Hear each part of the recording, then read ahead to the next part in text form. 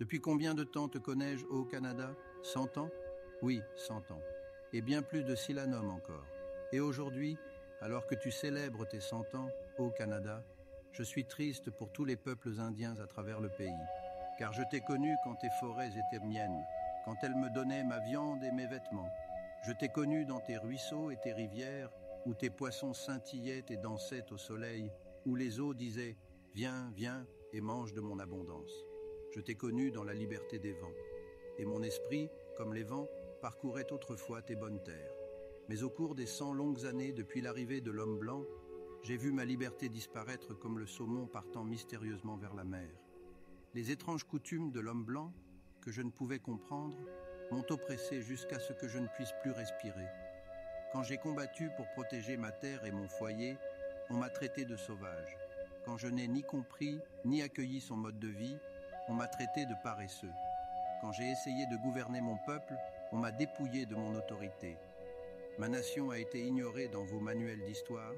Ils étaient à peine plus importants dans l'histoire du Canada que les bisons qui parcourèrent les plaines. J'ai été ridiculisé dans vos pièces de théâtre et vos films, et quand j'ai bu votre eau de feu, je me suis enivré, très enivré, et j'ai oublié. Ô Canada, comment puis-je célébrer avec toi ce centenaire, ces 100 ans?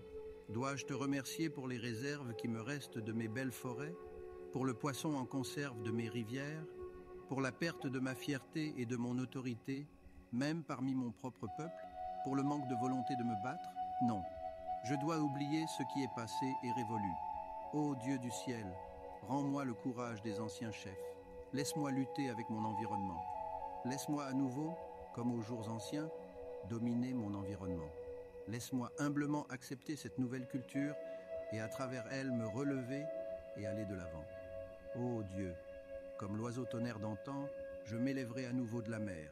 Je saisirai les instruments du succès de l'homme blanc, son éducation, ses compétences, et avec ces nouveaux outils, je ferai de ma race le segment le plus fier de ta société. Avant de suivre les grands chefs qui nous ont précédés, au Canada, je verrai ces choses se réaliser. Je verrai nos jeunes braves et nos chefs siéger dans les maisons de loi et de gouvernement, dirigeant et étant dirigés par la connaissance et les libertés de notre grande terre. Ainsi briserons-nous les barrières de notre isolement. Ainsi les 100 prochaines années seront-elles les plus grandes dans l'histoire fière de nos tribus et nations.